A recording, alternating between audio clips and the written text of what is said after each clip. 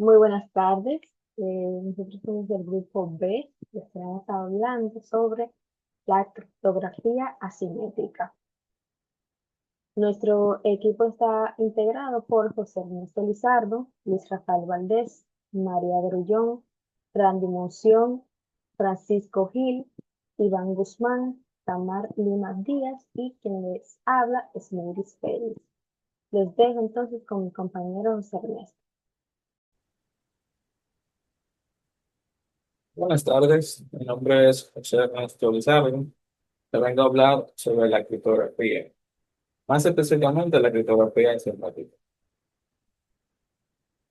La criptografía simétrica es un tipo de criptografía que va junto con la simétrica, que es otro tipo de criptografía. Son dos, hay dos tipos.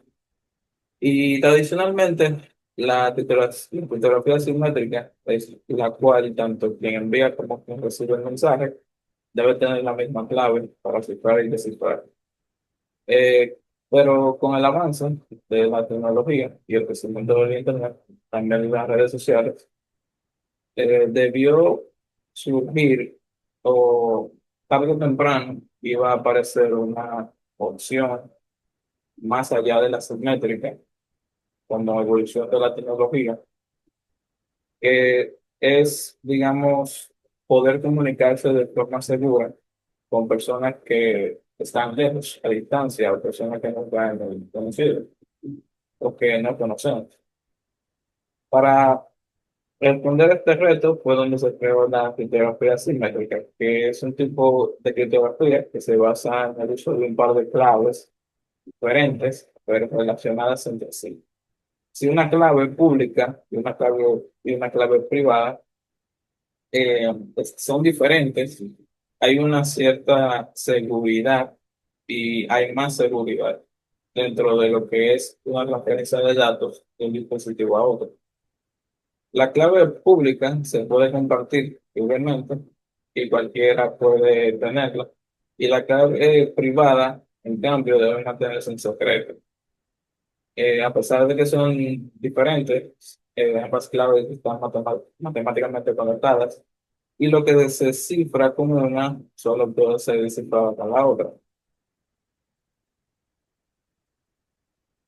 El funcionamiento de la criptografía asimétrica es que, por ejemplo, si una persona quiere enviar un mensaje secreto a otra, el receptor comparte con el emisor su clave pública, el emisor utiliza esa clave pública para cifrar el mensaje y enviarlo.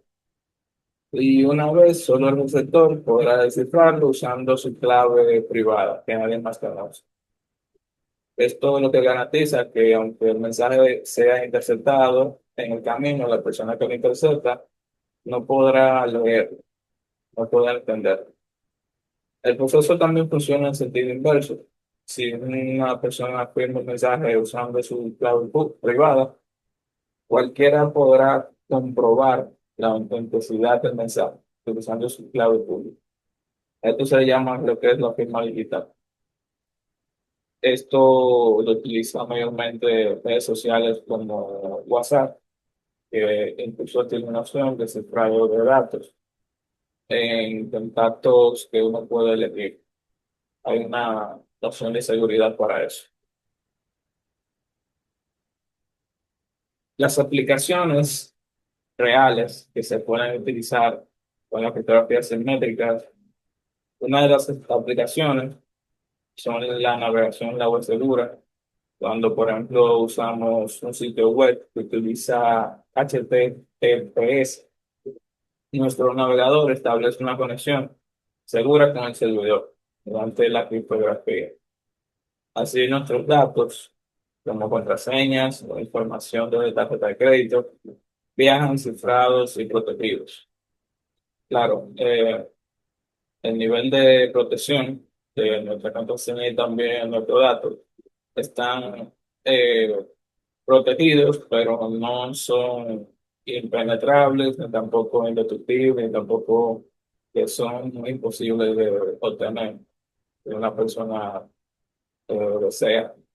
que sea interpretada ese tipo de datos. Otra aplicación también es importante sobre la firma digital. Hoy en día muchos documentos se pueden firmar electrónicamente. Gracias a esto podemos verificar la firma, si es auténtica del documento o si ha sido modificado. También la encontramos en los correos electrónicos cifrados, donde se garantiza que solo el destinatario puede leer el contenido. También está presente en el mundo de las criptomonedas y el blockchain. Cada usuario tiene una clave pública que le permite recibir fondos y una clave privada que le da acceso a su billetera digital. Este sistema permite que las transacciones sean seguras y verificables y también que sean descentralizadas. Te dejo con mi compañero.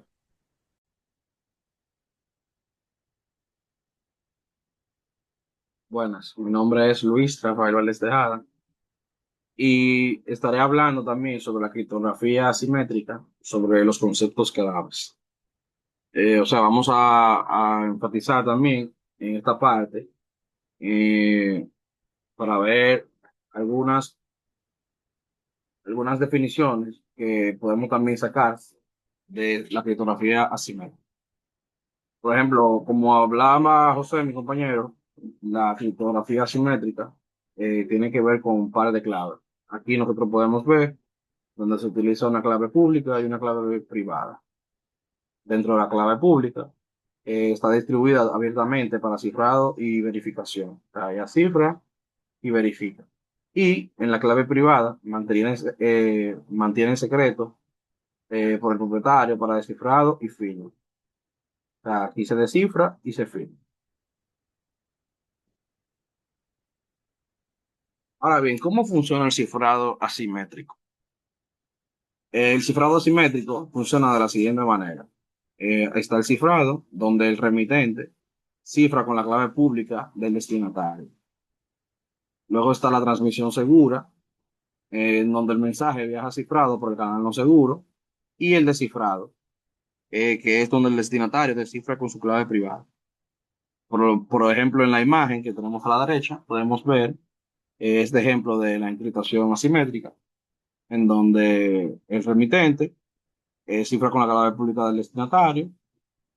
Luego se transmite el mensaje y le aparece, por ejemplo, en la imagen en el monitor al destinatario y el mensaje viaja encriptado, o sea, cifrado por el canal no seguro. Y entonces está el descifrado, que es donde el destinatario descifra con su clave privada. Ahora bien, ¿cuáles son los principales algoritmos de criptografía simétrica? Mis compañeros estarán desglosando dos de ellos, que son el RCA y el Diffie-Hellman. Y también voy a mencionar uno también que es el ESC, curvas elípticas. El RCA mayormente es ampliamente utilizado para cifrado y firmas digitales, que es el que mayormente de todos conocemos. También está basado en la factorización de números primos y también la longitud de clave variable para seguridad. O sea, aquí la longitud de la clave varía, no es algo fijo. Están también el SC o curvas elípticas. Proporciona alta seguridad con claves más cortas. Es eficiente para dispositivos móviles, obviamente, como son, o sea, proporciona alta seguridad con claves más cortas. Es súper viable para los móviles y menor consumo de recursos. También muy viable para los móviles. Y está el Diffie-Hellman, que es donde el intercambio de claves seguras en un canal público, donde ocurre este intercambio. Dice que no cifra los mensajes directamente y es fundamental para establecer sesiones seguras. Ahora bien, ¿qué aplicaciones prácticas eh, podemos mencionar sobre la criptografía simétrica? ¿O cuáles son las aplicaciones que practican mayormente este tipo de criptografía? Bueno, podemos mencionar el HTTPS, podemos mencionar SSL y TLS. que son protocolos donde hacen que las comunicaciones web sean más seguras. Todos conocemos HTTPS. Quizás también muchos de nosotros hemos escuchado el protocolo SSL, principalmente, por ejemplo, lo asociamos a la VPN y el TLS. También se utiliza mucho la criptografía simétrica en los correos electrónicos de manera segura, donde se cifran todos los mensajes y se autentican. También, este tipo de criptografía se pueden asociar a las firmas digitales, que es la verificación de autenticidad e integridad, y en la blockchain y criptomonedas, que es seguridad de transacciones distribuidas. Como sabemos, o quizá hemos escuchado, este tipo de criptografía se utiliza mucho en las blockchain y las criptomonedas, y por esa misma razón es que las transacciones son casi irrastreables, y también a nivel de billetera, por ejemplo, si han tenido la oportunidad de utilizar este tipo o sea, bregar con criptomonedas, cuando tenemos una billetera, por ejemplo, la billetera en sí no es un nombre o una cuenta o un correo, sino son códigos, o sea, que están eh, encriptados. O sea, utilizan la criptografía para eso, para que sea irrastreable y solamente que la persona que comparta, en este caso su billetera, pues entonces la otra persona tendrá el código en sí. Pero, por ejemplo, un hacker, hacerlo de una forma directa es un poco difícil. Ahora, ¿cuáles son las ventajas de la criptografía simétrica? Está la confidencialidad, donde solo el destinatario puede leer el mensaje. Está la autenticación, donde se verifica la identidad del remitente. Está también el no repudio, que es donde el remitente no puede negar haber enviado el mensaje. Dominicanamente hablando, no se puede hacer loco. Y la integridad asegura que el mensaje no ha sido alterado. Ahora, ¿cuáles son los desafíos? ¿Cuáles son los desafíos y consideraciones que tenemos a través de esta criptografía simétrica? Está el rendimiento, está la gestión de claves y están los ataques y la distribución. En el rendimiento, podemos ver que es más lento que el cifrado simétrico. En los ataques, podemos ver que es vulnerable a ataques de fuerza bruta si la clave es corta. Como les decía, obviamente si la clave es más corta, pues entonces es más fácil eh, poder saber cuál es la clave o a través de diccionario poder hacer un ataque de fuerza bruta para poder desbloquear o saber cuál es la clave. Está la gestión de claves, que es la necesidad de infraestructura de clave pública, o como muchos conocemos, PKI. Y está la distribución, que es asegurar la clave pública correcta. O sea, estos son los desafíos y consideraciones que se deben tomar para seguir mejorando lo que es la criptografía asimétrica. Así que les dejo con mis compañeros que estarán desglosando mejor lo que son estos tipos, estos tipos de criptografía asimétrica.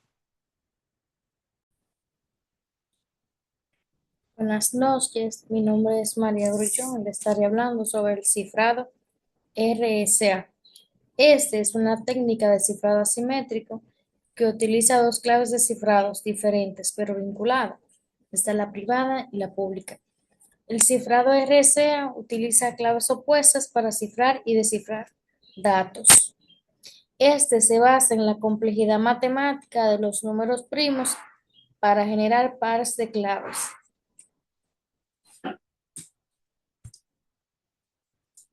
El RSA viene de los apellidos de Robert Reed, Adi Samir y Leonardo Aleman. Ellos fueron los desarrolladores de este cifrado, el cual fue visto por primera vez en el 1977. Este se basa en la presunta dificultad de factorizar enteros grandes. El RSA, como lo he mencionado, tiene clave pública y clave privada. Aquí tenemos un sujeto A y un sujeto B. El sujeto A tiene dos llaves, una pública y una privada. El sujeto B tiene una llave pública. Esto quiere decir que cualquier persona puede tener una llave pública, pero no todos pueden tener una llave privada, ya que las llaves privadas ayudan a descifrar el mensaje y solo la tiene la persona que va a descifrarlo. Estas se obtienen por buscando la inversa de la llave pública. Un ejemplo de RSA. Tenemos la generación de la clave. Elegimos dos números primos. ¿Por qué primos? Porque los números primos son más complejos y esto ayuda a que el cifrado sea más robusto y seguro. Entonces tenemos una P con el 61 y tenemos una Q con el 53. Calculamos a N. N es igual a P por Q, que es igual a 61 por 53, lo mismo que es igual a 3233. Calculamos phi n, que phi n es igual a P menos 1, Q menos 1, que es igual a 61 menos 1, y 53 menos 1, que esto es igual a 60 por 52, que es igual a 3120. Elegimos E y 1. Seleccionamos E, que debe ser un coprimo de 3120, y 1, que debe ser menor que E y menor que 3120. Elegimos a E como el 17. Calculamos D. D es el inverso multiplicado de E módulo phi n. Usamos el algoritmo extendido de Euclides. Encontramos que D es igual a 2753. Entonces, nuestras claves generadas son la clave pública EN, que es igual a E es 17 y N es 3233. La clave privada es igual a DN, D es 2753 y N 3233. Supongamos que queremos cifrar el mensaje M es igual a 65. Usamos la clave pública para cifrar. C es igual a M, E módulo de N es igual a 65, 17 módulo 3233, C es igual a M elevado a la E, módulo N es igual a 65 elevado a la 17 de módulo 3233. C es igual a M, E módulo N es igual a 65, 17 módulo 3233. Calculando esto, tenemos que C es igual a 2790. Descifrando. Ahora usamos la clave privada para descifrar nuestro mensaje, donde C es igual a 2790.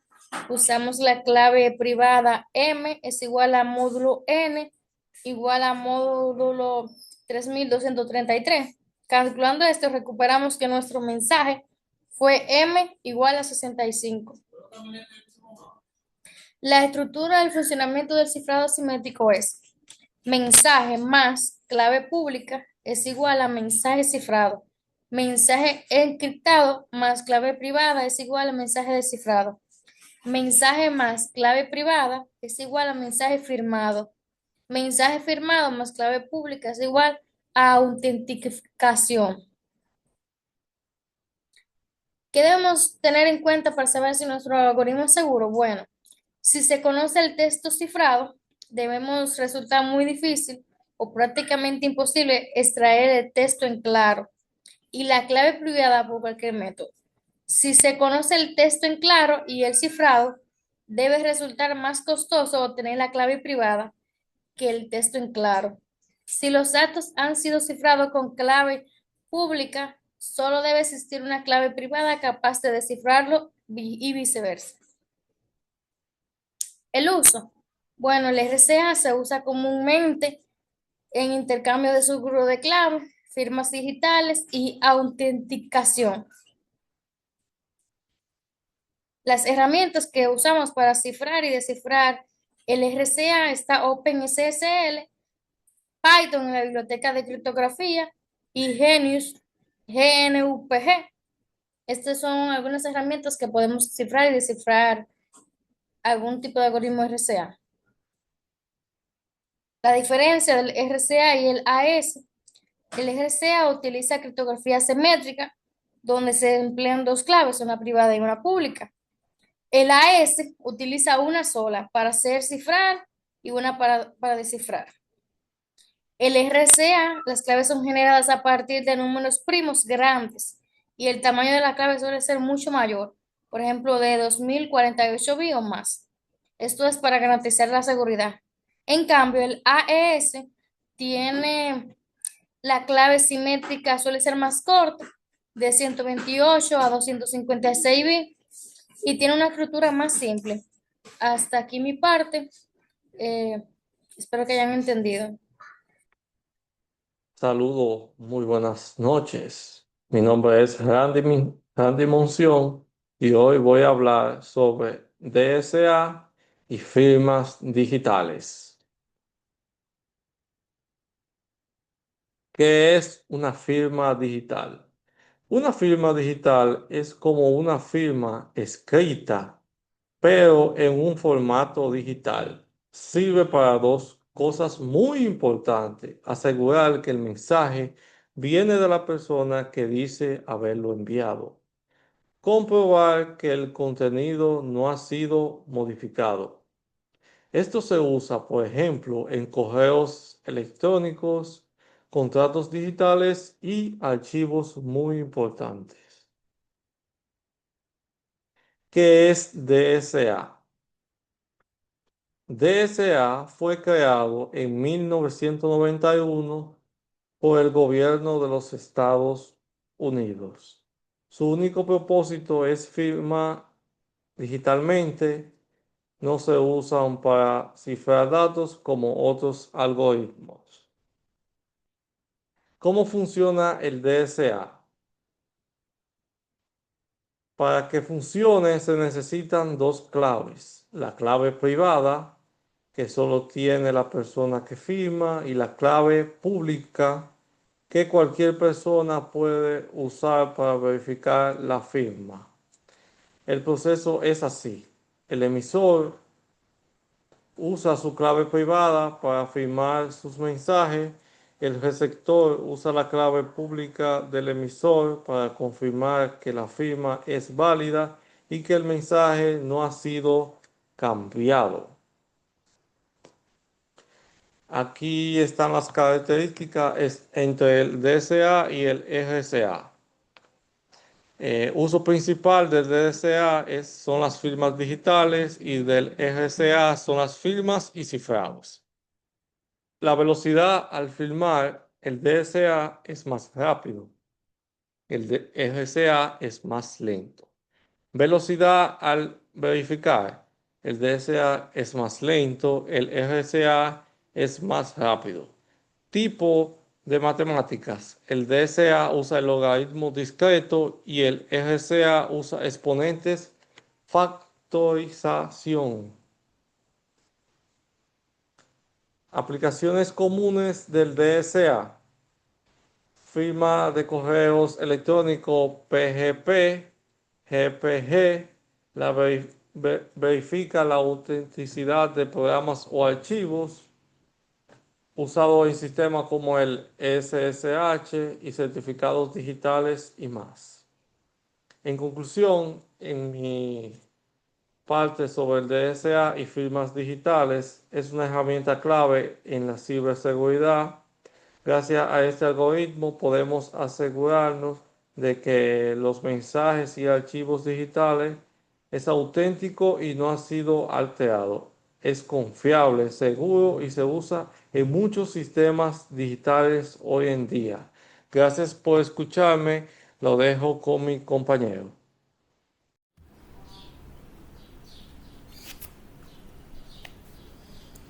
Muy buenas noches, mi nombre es Francisco Gil. Hoy vengo a presentarle el algoritmo Delphi-Herman, que es un protocolo de seguridad de comunicación. ¿Qué es el algoritmo Diffie-Hellman? El algoritmo Diffie-Hellman es un protocolo criptográfico diseñado para el intercambio seguro de claves criptográficas sobre un canal de comunicación público y no seguro, que podría ser en este caso Internet. Este algoritmo permite que dos partes que no tienen conocimiento previo entre sí generen de manera conjunta una clave secreta compartida. De esa forma, ayuda a cifrar y descifrar sus mensajes. Diffie-Hellman surge de los trabajos de Wilfrid Diffie y Martin Hellman, que hasta la década de 1970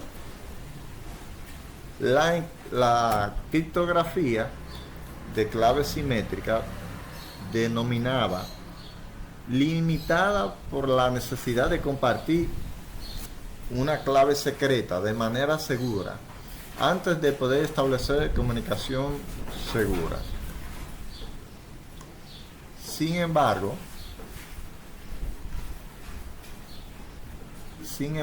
este paradigma fue el cambio radical en el trabajo seminal de Wilfrid Diffie y Martin Hellman.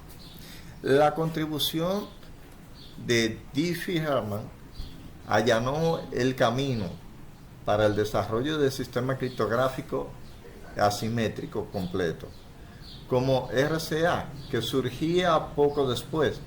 Sin embargo, la historia de algoritmos de Diffie-Hellman y la criptografía de claves públicas tiene una capa adicional compleja.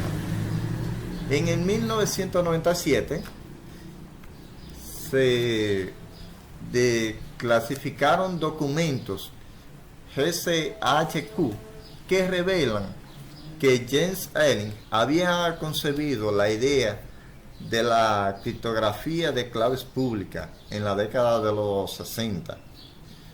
Por otro lado, también se descubrió que Clifford Cobb y Malcolm Williamson habían desarrollado un algoritmo equivalente al RCA y al algoritmo Diffie-Hellman respectivamente, varios años antes de que estos fueran conocidos públicamente.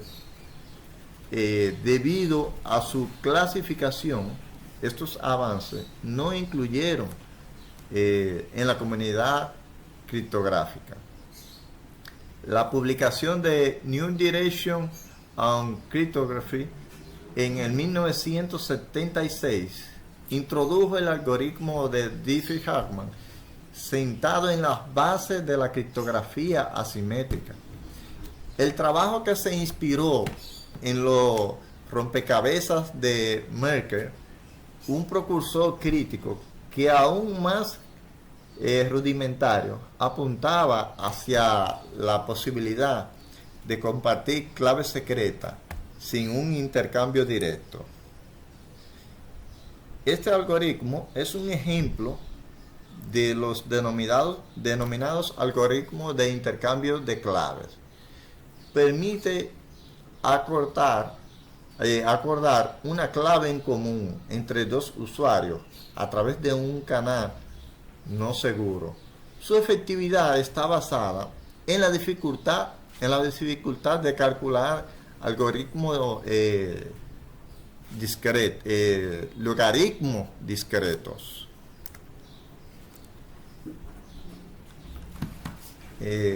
¿Cómo funciona este algoritmo? Bueno, inicialmente tenemos a Alice y a Bob. Intercambian dos parámetros comunes en una conversación, lo cual tienen un número P y una raíz primitiva que se representa con una letra G. Estos datos serán intercambiados por un lugar inseguro. sin importar que un atacante tenga acceso a ellos. Alice y Bob elegirán un parámetro secreto que no viajará específicamente por el lugar inseguro.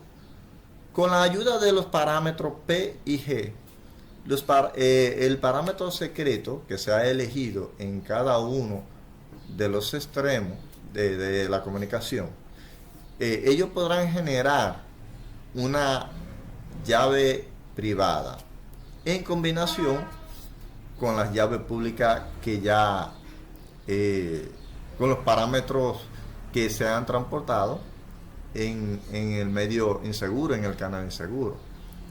Una vez generadas, pueden ser intercambiadas las llaves por el canal inseguro. El siguiente paso de Alice será con el número ya acordado, el número secreto y la llave pública de Bob, generará una llave privada. Por lo tanto, Bob realizará el mismo proceso que con la llave de Alice y su número privado, su clave privada generará la llave privada. El atacante podría tener acceso a los parámetros P y G, que son los que serán enviados o son enviados por el canal inseguro. Pero necesariamente el atacante necesitará el parámetro o el número secreto para poder descifrar este mensaje y lograr encontrar la llave privada. Para entender o desglosar, lo vamos a desglosar en dos casos. Uno de ellos, de esos casos, sería el teórico y uno práctico. En el práctico, de acuerdo a los parámetros públicos, se selecciona un número primo grande, que en este caso sería P. Se elige un número primo que será conocido por ambas partes, en este caso Alice y Bob, y por el cual podría ser por un observador potencial.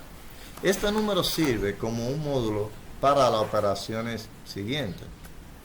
Entonces, de la base G, que se acuerda que es como la base, es una raíz primitiva del módulo P. La base G es un número entero menor que P y también es público. Ahí es que viene la generación y el envío de la clave pública. En la generación de la clave privada, que es la primera parte, selecciona el número secreto entre ambos extremos, a que sirve como una clave privada. Este número no es compartido por el medio inseguro. El cálculo de la clave pública de la parte 1, la clave pública A se calcula utilizando la fórmula A es igual a G módulo P, y luego se envía a la segunda parte. La generación de la clave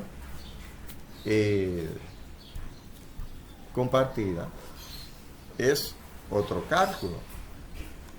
Los cálculos de la clave compartida de la parte 1, utilizando la clave pública recibida de la segunda parte, que es la B, calcula la clave compartida usando su clave privada mediante la misma fórmula.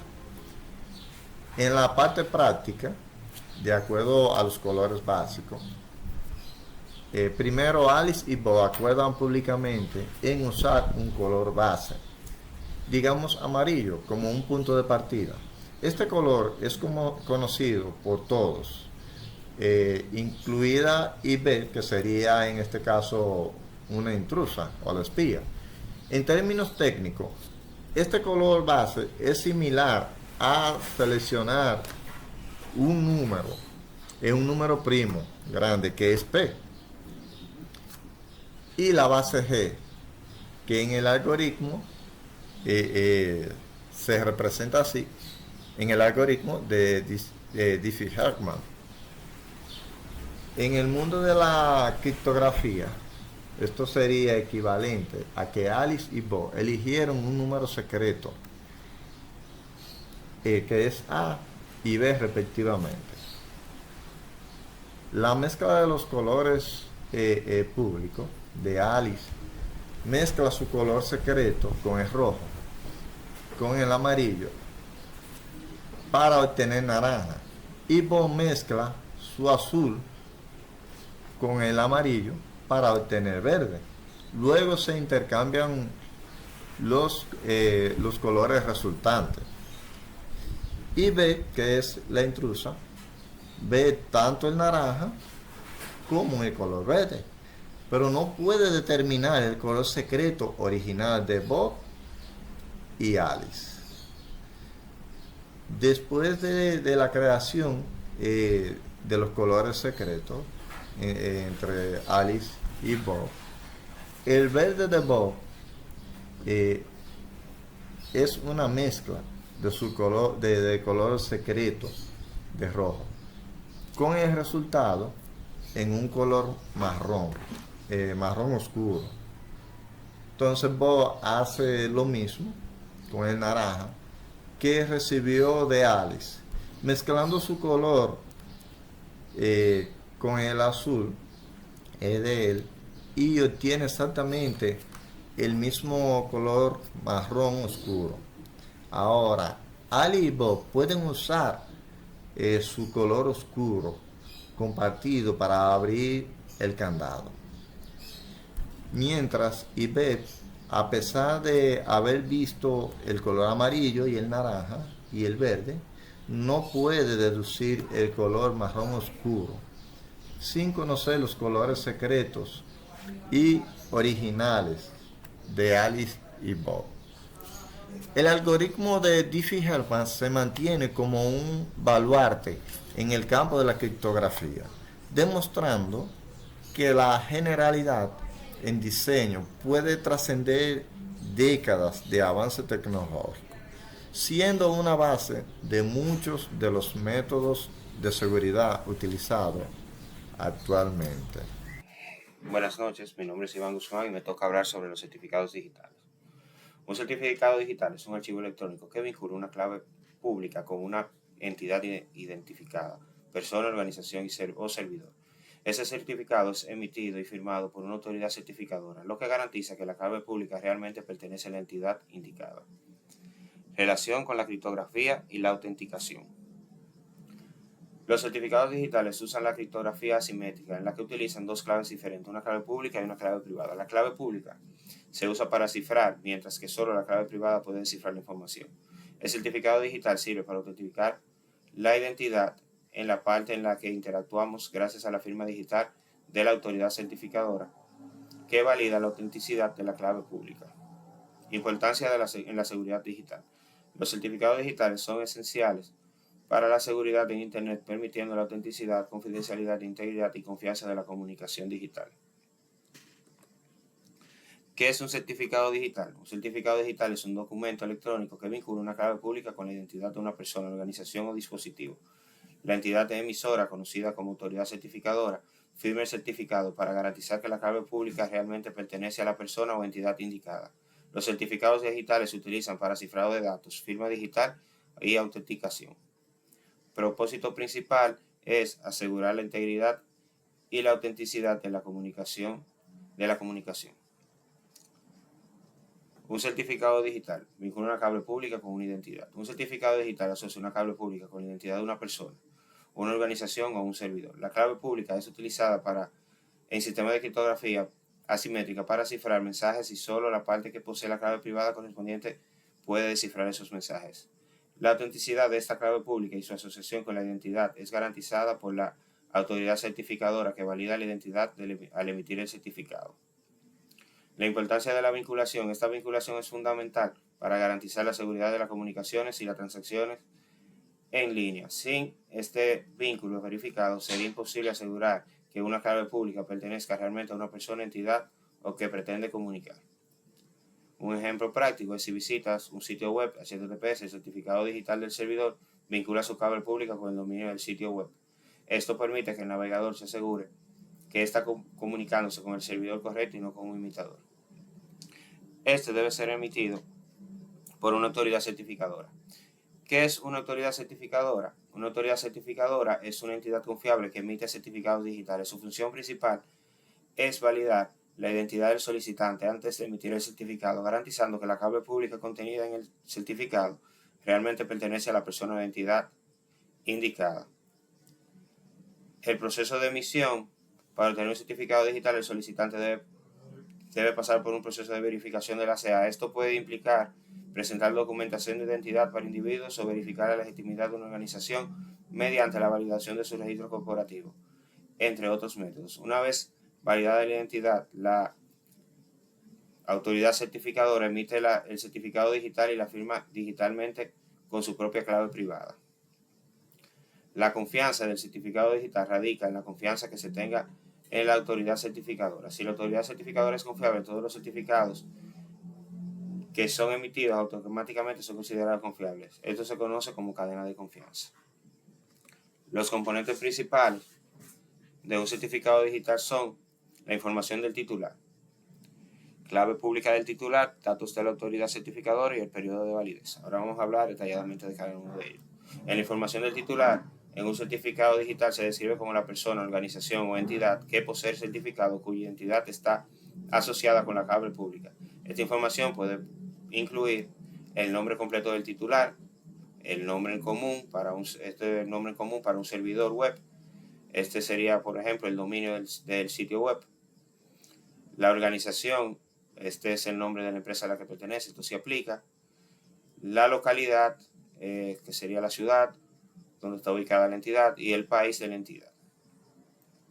La clave pública del titular. La clave pública es la parte central de la criptografía simétrica. Permite a los usuarios cifrar mensajes o verificar firmas digitales. El titular del certificado tiene la clave privada correspondiente que se utiliza para cifrar los mensajes y firmar datos. La importancia de la clave pública. La clave pública en el certificado es lo que garantiza la seguridad de las comunicaciones. Gracias a ella, las personas pueden asegurarse que solo el titular de la clave privada correspondiente pueda leer un mensaje cifrado con dicha clave pública. Datos de la autoridad certificadora. Los datos de la autoridad certificadora indican que la entidad ha emitido el certificado y por lo tanto garantiza la autenticidad de los datos. Estos datos incluyen el nombre de la autoridad certificadora, la firma digital de la autoridad certificadora y la clave pública de la autoridad certificadora. La importancia de los datos de la autoridad certificadora en la firma digital y su clave pública son elementos que proporcionan la confianza del certificado. Si la autoridad certificadora es confiable, el certificado también lo es. Eso es esencial en los sistemas de cadena de confianza utilizados en la validación de certificados digitales. El periodo de validez. La definición del periodo de validez del certificado digital especifica las fechas en las cuales el certificado es válido para su uso. Este periodo puede ser definido por la fecha de emisión, que es la fecha en la que la autoridad certificadora emite el certificado, la fecha de expiración, que es la fecha en la que el certificado deja de ser válido. Después de esta fecha, el certificado debe ser renovado. La importancia es que los certificados tienen una validez limitada para asegurar que la clave pública siga siendo confiable durante un tiempo razonable. Cuando el certificado caduca, el titular debe renovar o revocar el certificado si ya no es necesario. Un ejemplo es que un certificado digital puede tener un periodo de validez de 1 año. Si el certificado no es renovado antes de la fecha de expiración, la clave pública asociada con el certificado dejaría de ser válida para comunicaciones cifradas y firmas digitales. Existen diferentes tipos de certificados digitales. Los certificados SSL y TLS usado para asegurar los sitios web mediante HTTPS, cifrado de datos y cifrado de datos transmitidos. Esto será explicado más adelante. Los certificados de firma digital usados para asegurar electrónicamente documentos y correos y otros archivos. Los certificados de autenticación usados para autenticar la identidad de un usuario o dispositivo en una red. Certificados de correo electrónico usados para cifrado y firma de correos electrónicos.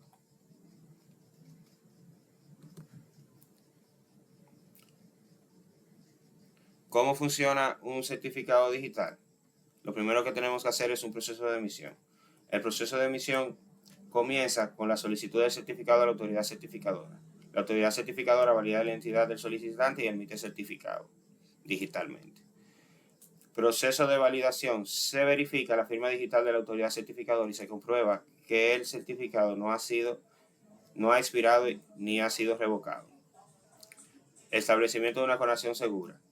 En protocolos como SSL y TCL, el certificado permite cifrar las comunicaciones y verificar la identidad del servidor. Las principales ventajas.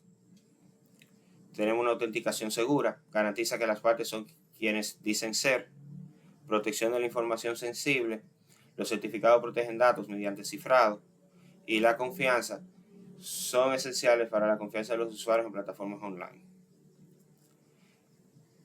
Las desventajas. La dependencia de una autoridad certificadora. Si la autoridad certificadora es comprometida, los certificados son vulnerables. Riesgo de comprometer la clave privada. Si la clave privada se ve comprometida, los datos pueden ser vulnerables.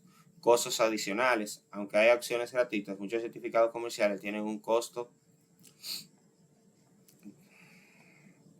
En conclusión, los certificados digitales son fundamentales para el mundo digital moderno, para garantizar la seguridad, autenticidad e integridad de la comunicación y transacciones en línea. Son esenciales para la confianza en plataformas de comercio electrónico, banca online y otros servicios digitales. Buenas noches, mi nombre es Tamara Mastilla, pertenezco al grupo B, donde le corresponde hablar sobre la criptografía asimétrica.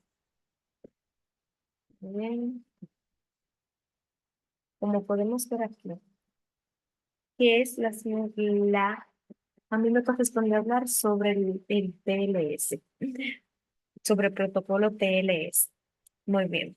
¿Qué es el protocolo TLS? Es un protocolo criptográfico que proporciona seguridad de extremo a extremo para los datos que se envían entre aplicaciones a través de Internet, como podemos visualizar en la imagen que tenemos en la presentación. Es conocido por su uso en la navegación web segura, en particular por el icono del candado que aparece en los navegadores al establecer una sección segura. Sin embargo, también puede y de hecho debe utilizarse en otras aplicaciones como el correo electrónico, la transferencia de archivos, las videoconferencias, audioconferencias, la mensajería instantánea y la voz sobre IP, así como en servicios de Internet como DNS y NTP. Ahora bien, ¿por qué es importante este protocolo? Pues sin TLS, información confidencial como inicios de sección, inicios de sección, eh, em, datos de tarjetas de crédito y datos personales pueden ser fácilmente obtenidos por terceros, pero también se pueden monitorear los hábitos de navegación, el correo electrónico, los chats en línea y las conferencias telefónicas. Al habilitar aplicaciones cliente y servidor compatibles con TLS, se garantiza que los datos transmitidos entre ellos estén cifrados con algoritmos seguros y no sean visibles para terceros. Su objetivo principal es proteger la confidencialidad, integridad y autenticidad de los datos transmitidos. Podemos citar ejemplos de casos de TLS, por ejemplo, cuando entras a tu banco online y ves el candado en la barra del navegador, eso significa que estás usando TLS. Ahora bien, ¿cómo asegura las conexiones TLS? Bueno, mediante los tres pilares de la seguridad que ofrece. Por ejemplo, cifrado, eh, que protege los datos para que solo el receptor pueda leerlos. Por ejemplo, nuestras contraseñas se envían con un texto plano. Nuestra contraseña no se envía en un texto plano, sino en un texto cifrado. La autentificación que verifica que el servidor y opcionalmente el cliente sean quienes dicen ser. Por ejemplo, TLS usa certificado digital emitido por entidades de confianza como DigiCert y Let's Encrypt. Y por último, integridad, que evita que los datos sean modificados durante su transmisión. Por ejemplo, si alguien intercepta el mensaje, no puede alterarlo sin que sea detectado. Ahora, ¿qué relación hay entre TLS y HTTPS? Bueno, HTTPS es igual a HTTP más TLS. HTTPS es la versión segura del protocolo HTTP y TLS es el mecanismo de seguridad que hace que HTTPS sea seguro. Por ejemplo, si entramos a google.com, en realidad se está usando HTTP sobre TLS. Ahora bien, podemos ver aquí las versiones que ha tenido TLS a lo largo de los años. Por ejemplo, la versión 1.0 y 1.1 son obsoletas e inseguras. Se fueron en 1994. Y TLS 1.2, muy usada hoy en día, pero la más reciente es la que fue lanzada en el 2018, la 1.3. Es la más reciente y segura. Y tiene algunas mejoras que son mayor velocidad y menos pasos de negociación y eliminación de algoritmos débiles y por ende mejor privacidad. Ahora les voy a mostrar en vivo cómo podemos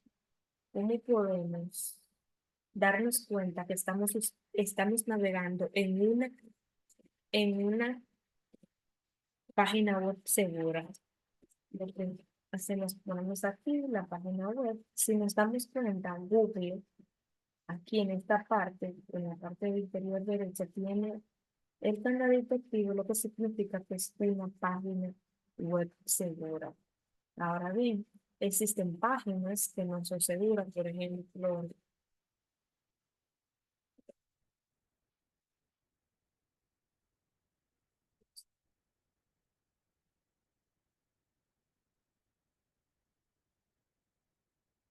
que nos dice no es seguro. Ahí nos damos cuenta. En caso de que entremos a una página web que no es segura, también ahí podemos darnos cuenta. De hecho, existen más formas que podríamos probar que cómo funciona el TLS. Por ejemplo, podemos eh, poner el navegador en modo consola, perdón, y ahí podremos ver en seguridad, podemos verificar que esté las versiones de TLS aplicadas en nuestro navegador. Y así podríamos ver que lo que naveguemos es seguro. Muchas gracias. Hasta aquí ha sido mi exposición. Bien, muy buenas noches. Mi nombre es Smeiris Félix y yo les estaré hablando sobre lo que es SSL o certificado SSL, que en inglés se conoce como Secure Circuits Layer. Esto es un protocolo de seguridad de Internet basado en el cifrado. Este protocolo inicialmente fue desarrollado por Netscape en el año 1995 para garantizar la privacidad, la autenticación y la integridad de los datos en las comunicaciones de Internet. Para ofrecer un alto grado de privacidad, SSL lo que hace es que cifra los datos que se transmiten por la web. Por ello, cualquiera que intente interceptar estos datos se encontrará, digamos, con una mezcla confusa de caracteres que le será bastante difícil de descifrar. SSL inicia un proceso de autenticación conocido como establecimiento de comunicación entre dos dispositivos que se comunican entre sí para garantizar que ambos sean lo que realmente aparentan.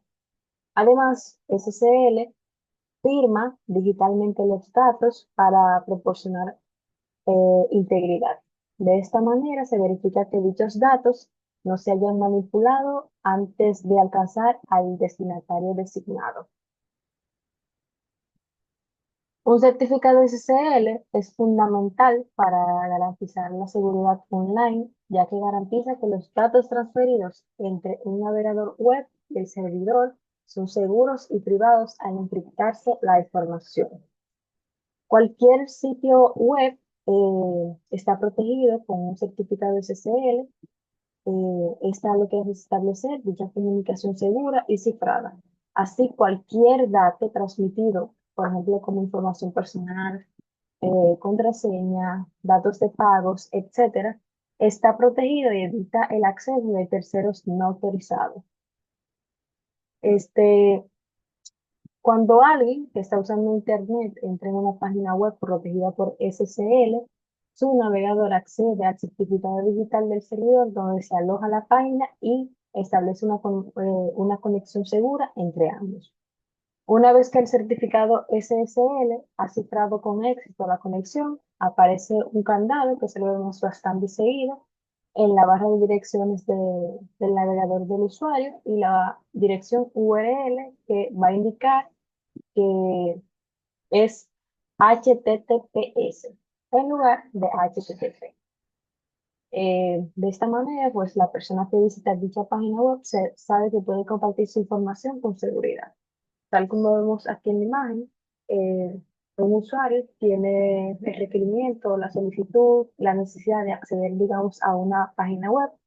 Lo que hace es que manda una clave, digamos, de una solicitud, que manda una clave de sesión encriptada una sola vez al servidor del sitio, el servidor que tiene alojado dicha página web, pidiéndole a dicho servidor pues una conexión segura. El servidor lo que hace es responderle con un certificado SSL, obviamente si lo tiene. Y si lo tiene, pues el servidor pues va a redirigir al usuario a ese sitio seguro. Y aquí se va a establecer la conexión, una conexión segura, donde se pueden transferir los datos encriptados de lado a lado.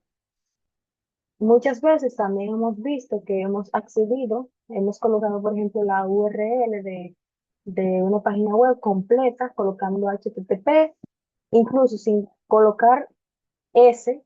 Si queremos acceder, por ejemplo, a Google, ponemos HTTP, google.com y vemos que automáticamente nos cambia a HTTPS. ¿Por qué? Porque ya Google tiene obviamente su certificado y pues te permite navegar a través de él con una conexión segura. Razones por las que necesitas un certificado SSL. O más bien por qué lo necesitas si tú pues tienes una página web y también como usuarios, por qué acceder única y exclusivamente a páginas que tengan su certificado SSL. Digamos que además de proporcionar la seguridad, SSL también nos ayuda a dar más confianza y credibilidad al sitio web. Un certificado SSL funciona, digamos, como un tipo de candado digital para proteger la información que se envía entre un navegador y un sitio web. Cuando visitas un sitio seguro, tu navegador y el servidor del sitio web intercambian una especie de clave única y cifrada que les permite pues, comunicarse de manera segura y en secreto. Eso significa que cualquier dato, como mencioné anteriormente, como contraseñas, datos personales, número de tarjeta de crédito, etcétera, pues se envían de una forma cifrada y protegida para que no puedan ser interceptados, obviamente por personas maliciosas. Bueno, utilizar un certificado de SSL pues, es esencial por varias razones claves en el entorno digital actual en el que vivimos. El primero de este es que garantiza la protección y seguridad de cualquier información transmitida entre un navegador web y un servidor contra posibles ataques de ciberdelincuentes. En segundo lugar, su uso aumenta la confianza de los usuarios al mostrar, obviamente, un candado o el protocolo HTTPS en la barra de dirección del navegador. Esto, pues, me da a entender que hay una conexión segura. En tercer lugar, un SSL ayuda a mejorar el posicionamiento de los motores de búsquedas, ya que los algoritmos de Google favorecen los sitios web seguros en los resultados de búsqueda. Y por último, el cumplimiento de regulaciones y estándares de seguridad exige el uso de un certificado SSL para garantizar la protección adecuada de la privacidad y la seguridad de los datos de los usuarios. Yo sé que muchos de nosotros, por lo menos alguna vez en nuestra vida, hemos visto o hemos leído muchas veces SSL/TLS. Y no sé si en algún momento tendrá la curiosidad de saber si son lo mismo. Pues obviamente no son exactamente lo mismo, pero están estrechamente relacionados. Tanto SSL como TLS cumplen el mismo propósito, que es cifrar la comunicación entre un navegador web y un servidor, pero la diferencia actualmente es que TLS es una versión más segura y moderna. TLS fue el sucesor en el año 1999 de SSL. Hoy en día, cuando decimos que alguien utiliza SSL, normalmente nos referimos a certificados TLS, que se está utilizando realmente TLS, porque SSL en la actualidad se encuentra obsoleto. Eh, como les mencionaba, en el 99, TLS publicó su primera versión, TLS 1.0. Actualmente se está utilizando la 1.3 y también en algunas páginas web utilizan lo que es la 1.2, que son los recomendados para su uso actualmente. La adopción pues la adaptación, digamos, del TLS una vez que se publicó en el 1999 con su versión 1.0, pues fue gradual, ya que obviamente muchos sistemas aún utilizaban lo que era SSL en su última versión 3.0, pero no fue sino hasta mediados del año 2000 que TLS pues comenzó a ser el estándar dominante. Podemos ver una prueba de esto si accedemos, por ejemplo, a google.com y nos vamos a esta partecita donde vemos que nuestro candadito, que en Brave se ve de esta manera, pero en el navegador de Google se puede ver con este candadito. Aquí nos dice que nuestra conexión es segura.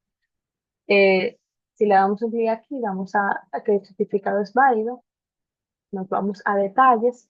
Hay una parte que ya les digo cómo se llama. eh, Uso extendido de llaves. Si le damos aquí, podemos ver, en este caso, TLS, Google, perdón, está utilizando el certificado TLS en su versión 1.3.6 y tal y tal. Esas, digamos, a partir de este punto 3, pues son actualizaciones. Lo podemos comprobar, por ejemplo, también con, no sé, Banco Popular. Si accedemos al Banco Popular, hacemos el mismo procedimiento, nos dice que nuestra conexión es segura, certificado, detalles, aquí, uso extendido de llaves. Aquí vemos igualmente que el Banco Popular pues, utiliza sus certificados SSL en su versión 1.3, que actualmente son las recomendadas para su uso. Y bueno, de nuestra parte, eso ha sido todo. Muchísimas gracias.